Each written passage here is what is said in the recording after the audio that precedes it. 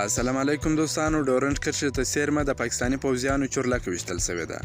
د افغانستان له نیمروز ولایته راپورټونه وایي د پاکستان د پوځ یوه چورلکه د هلمند خانشین ولسوالۍ ته څیرمه د بلوچستان په چاغي سیمه کې په ډز ویشتل شوې ده.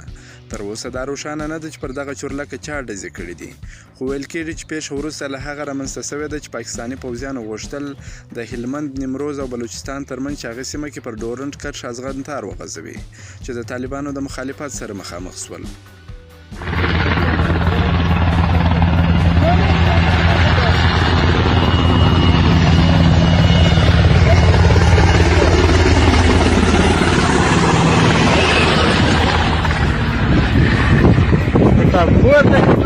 جنرال صاحب په هلیکاپټر کې روان وو او ذاکر کیمپ د پاسه چې هغه طرف ته ستاسو نیمروز چار برجک ولسوالي راځي.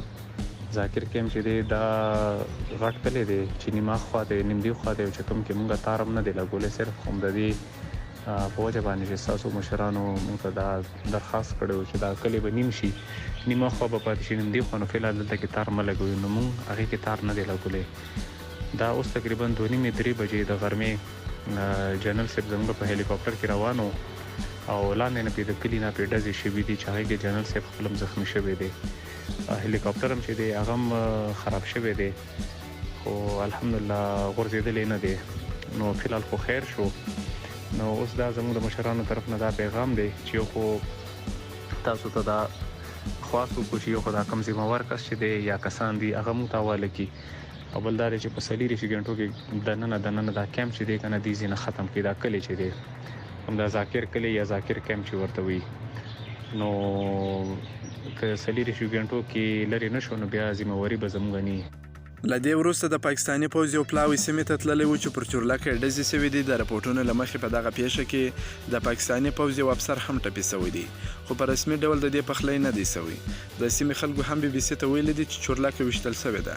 په دغه سیمه کې په شاوخوا 15 کیلومتر ساحه کې ازغنتار نه دی غځول شوی. هلته په سیمه کې د ذاکر په نامه د یوه کلي نیمه برخه د ډورنډ کرښې یوې غاړې ته او نیمه برخه یې بلې غاړې ته پرته ده.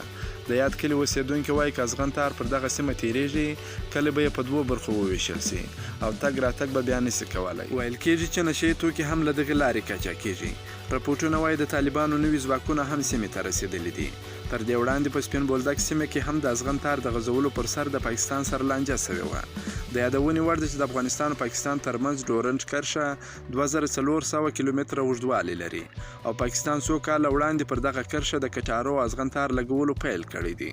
پاکستان ادعا کوي چې پر ازغنتار یې ډېر لګښت شوی دی او وایي د کرښې په اوږدو کې د ناقانونه تګ راتګ د مخنیوي لپاره دغه کار کړی دی. د یادولو ده چې تر طالبانو وړاندې افغان حکومت هم ازغنتار لګولو مخالفت کاوه او پخوا هم په ننګرهار، کندهار، خوست او کونړ کې د ازغنتار پر سر لانجې پورته شوې وې چې مرګ ژوبله هم لرله.